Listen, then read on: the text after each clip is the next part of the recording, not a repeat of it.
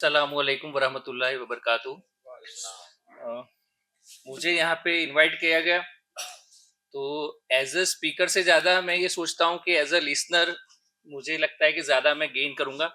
काफ़ी सारी चीज़ें already with in half an hour में मैंने गेन की है। मेरे दोस्त साइद भाई है, शकील साहब ने काफ़ी सारी चीज़ें बताई जो कि जानते थे, लेकिन दिल को अभी छुई। साहब ने बताया, मुस्तफा साहब ने भी काफ़ी सारी चीज़ें बताई। चीज़ें ऐसी है कि जैसे हम जानते हैं ज़कात, तो हम इसको इस तरह से सोचते हैं ज़कात एक चैरिटी है कि मुझे अल्लाह ताला ने बहुत सारा माल दिया, तो मेरा काम है, मैं चैरिटी कर रहा हूँ, मैं किसी को दे रहा हूँ, मैं अमीर हूँ, मैं गरीब को दे रहा हूँ, मेरे पास बहुत पैसे हैं। ज़कात ये नहीं था। ज़कात का मेन मकसद क्या है कि हम पूरी सोसाइटी को अपलिफ्ट करें। तो जब भी कुरान शरीफ में नमाज का जिक्र आया, तो उसके साथ साथ ज़कात का भी जिक्र आया है कि आप नमाज कायम करो, ज़कात अदा करो। वैसा नहीं बताया गया कि भाई जस्ट देना हो तो दे दो किसी को, या आपके पास पैसा है, ये फर्ज है। आप अगर उसको उस तरह से नहीं दे रहे कि आपके पास अल्लाह ताला ने माल दे दिया है और आप उसको, वो माल को आपने अपनी मर्जी के हिसाब से दे दिया, उसके लिए पूरा शरई सब कुछ बनाया गया कि इतना आपके पास माल है तो उसमें से आपको इतना परसेंटेज देना है। किसको देना है वो भी बताया गया कि भाई जो जिसके पास नहीं है, जो ज़कात का मुस्तहिक है, उसको आपको देना है।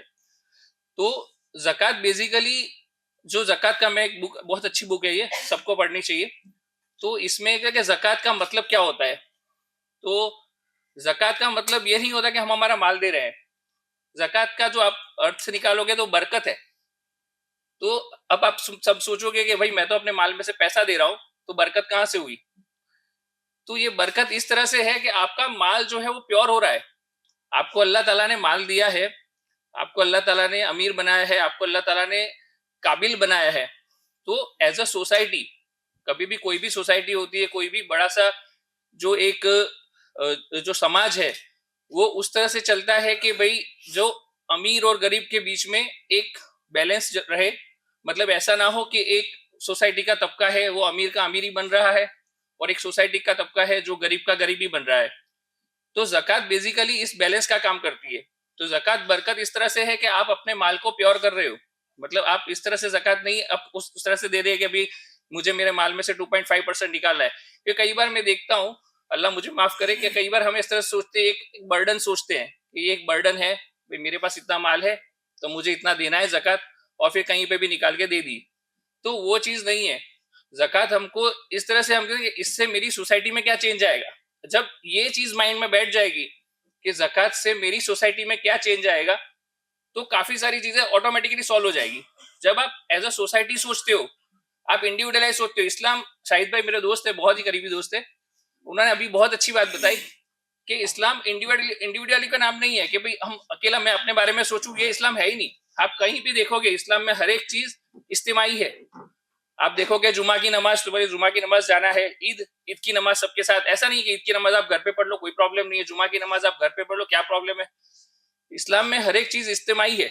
उसी तरह से ज़कात भी आप देखोगे, तो अगर इज्तिमाई तौर पे सब चीज, सब लोग अपना एक सोसाइटी अपलिफ्ट करने के ट्राई से करेंगे, तो यही ज़कात ये सारी पॉवर्टी, जो सारे प्रॉब्लम है सोसाइटी में, उसको ठीक करने के काम आएगी।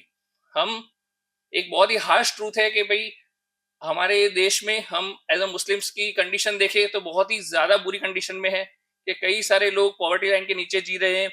कई सारे लोग ज़कात के मुस्तहिक है और उनको सही टाइम पे ज़कात नहीं मिल रही है, या वो अपनी जो बेसिक नीड्स है, कोई भी सोसाइटी होती है उसकी बेसिक नीड्स होती है कि भाई उसको खाना मिल रहा है, उसको हेल्थ, मतलब जो है उसकी, जो उसका हेल्थ है उसके लिए वो कुछ कर पा रहा है, मतलब, और तीसरा कि उसको एजुकेशन मिल रहा है। तो ये तीन बेसिक नीड्स होती है। तो कई सारे लोग हैं जिनको ये बेसिक नीड भी नहीं मिल रही है। तो ये हम किस तरह से चैनलाइज कर सकते हैं। तो हमारे, अब समझो इस्लाम इतना ब्यूटीफुल रिलीजन है कि 1400 साल पहले, आप सोच सकते हो कि आज हमारा इंटरनेट का जमाना है, बैंकिंग सिस्टम है, हर एक चीज है हमारे पास।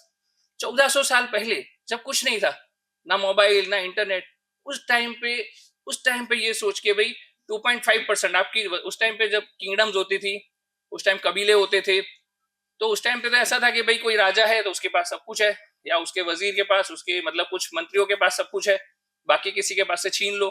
वहां पे तो इजी था सिस्टम। तो उस टाइम पे ये सिस्टम कि 2.5% आपका जो है, आप जो अगर जो ज़कात के जो देने के वो हो, आपकी जो नॉर्मल मिल्कत से ज़्यादा है, तो आप 2.5% आपका उसको दो। और उसका आपने देखा, शकील साहब ने बोला, मुस्तफा साहब ने बोला कि उससे एक ऐसा ब्यूटीफुल, जब वो एक सोसाइटी क्रिएट हुआ था कि कोई ज़कात लेने वाला नहीं था। आप सोच सकते हो कि मतलब ज़कात बेसिकली उसके ऊपर दी जाती है कि जो एक पॉवर्टी लाइन के आसपास कोई जिसकी वो हो। तो समझो कि ऐसी कंडीशन हो चुकी थी कि कोई ज़कात लेने वाला नहीं था। ऐसा मतलब वहां से वो गवर्नर का वो आया था कि भाई कोई ज़कात लेने वाला नहीं है। तो मतलब इतनी ब्यूटीफुल सोसाइटी इस्लाम की वजह से रन हो रही थी। और आज हम देखते हैं कि हम कहाँ पे खड़े हैं। आज हम सब चीजों को ब्लेम करते हैं, सिस्टम को ब्लेम करते हैं, हम अपने आप को भी कई बार ब्लेम करते हैं कि हम क्या कर रहे हैं as a Indian Muslim, as a Indian जो कंट्री है हमारा, एज ए देश के नागरिक भी, कि हम क्या कर रहे हैं। जो गरीब है वो गरीब हो रहा है। एज ए डॉक्टर मैं कई बार देखता हूँ कई सारे पेशेंट जिनको बेसिक ट्रीटमेंट इसलिए नहीं दे पा रहे हैं कि उनके पास पैसे नहीं है। इन्वेस्टिगेशन कई बार बोलते हैं तो नहीं करवा पा रहे क्योंकि पैसे नहीं है। कई बार जो लाइफ सेविंग सर्जरीज होती है वो भी नहीं कर पाते। कई बार वो अपना पूरा सब कुछ बेच देते हैं क्योंकि एक सिस्टम नहीं है। सिस्टम कैसे काबिल होगा। तो इस तरह से ज़कात सेंटर ऑफ इंडिया है, ऐसे कोई जो ऑर्गेनाइजेशन है, एक बहुत ही ब्यूटीफुल ऑर्गेनाइजेशन है कि भाई एक ऐसा सिस्टम बने कि अपनी ज़कात चैनलाइज हो। क्योंकि देखिए मैं बिजी हूँ, आप बिजी हो, हमारे पास इतना टाइम नहीं। हर एक इंसान के पास जाएंगे, उसको पूछेंगे कि भाई तेरे को क्या प्रॉब्लम है, या हमको किसी का पता चलेगा या कोई हमारे पास आएगा। हम नहीं जानते कि कौन सा इंसान कितना जेन्युइन है या किसको कितना ज्यादा प्रॉब्लम है। तो ऐसे में ऐसा कोई ऑर्गेनाइजेशन हो जो इस चीज को देखे, उसको वेरीफाई करे कि भाई हाँ इसको सही में जरूरत है, उसी तरह से उसको मतलब कितनी जरूरत है। और बहुत इंपॉर्टेंट चीज मेरे दोस्त ने बताई कि भाई हमको बेसिकली ये बहुत ही ब्यूटीफुल कॉन्सेप्ट है कि जो जक़ात लेने वाला है उसमें से जक़ात देने वाला बन जाए। कितना ब्यूटीफुल मतलब ये थॉट है कि कोई जक़ात लेने वाला था जो 2-3 साल पहले, और हमने उसको इस तरह से मदद की कि जक़ात देने वाला हो गया। वाओ! मतलब कि भाई हमने उसको मतलब उसको अपलिफ्ट किया। तो जैसे हमने कई बार आजकल जक़ात किस तरह से देते हैं कि किसी को हमने मेरी जक़ात जैसे मैंने 1 लाख रुपए है, मैंने 10,000 डिवाइड करके कुछ दे दी, मेरा काम हो गया। उसी तरह से किसी और ने दे दी। अब वो बंदा है उसको चाहिए ज्यादा पैसे, उसको अपना कुछ बिजनेस कुछ करना है, कुछ कुछ लगाना था, कुछ अपने आप को चेंज करना था, तो वो हो ही नहीं पाएगा। किसी को चलो ऑटो लेनी है, ऑटो लेके वो कुछ अपना गुजारा कर लेता, वो अपना उससे कुछ काम करता है, कुछ छोटी सी शॉप ले लेता, तो उसी वजह से वो अपना कुछ बिजनेस रन करता है जिससे वो अपना इनकम जनरेट करे, और वो इनकम जनरेट करके वो उसको चैनलाइज करे, उससे मतलब कल उठ के वो अपनी फैमिली को सर्वाइव कर सके। तो ये चीज तो हो ही नहीं रही। हम इंडिविजुअलाइज दे रहे हैं, किसी को इसको दिया, इसको दिया, उसको दिया, अल्टीमेटली उसको जितना चाहिए उतना नहीं मिला। किसी को जैसे मुस्तफा साहब ने बहुत सही बताया कि जिसको नहीं जरूरत है उसको भी दे दिया, कि जिसको मतलब जरूरत ही नहीं थी, जिसको नहीं देने का था वो ले रहा है, हर जगह से ले रहा है, डबल डबल स्कॉलरशिप ले रहा है। तो एक ऐसा ऑर्गेनाइजेशन हो जो कि हर एक चीज को देखे कि भाई हाँ ये जेन्युइन है, वेरीफाई हो। क्योंकि मैं जाके वेरीफाई नहीं कर सकता, आप जाके वेरीफाई नहीं कर सकते, ऑर्गेनाइजेशन वेरीफाई कर सकता है। दूसरा शरिया कंप्लायंट हो। देखो मैं डॉक्टर हूँ, दूसरे हम लोग कई बार हम इतना शरिया इतना हमको नहीं पता, तो एक ऐसा बॉडी हो जिसके अंदर मुफ्ती साहब हो, आलिम साहब हो, जो कि जाने के भी हाँ क्या रूल है और किसके हिसाब से। क्योंकि इस्लाम बहुत पर्टिकुलर रिलीजन है। हम ऐसा नहीं है कि भाई मेरी ज़कात है, मैंने वही रैंडमली कुछ गिन लिया, परफेक्ट देना है आपको।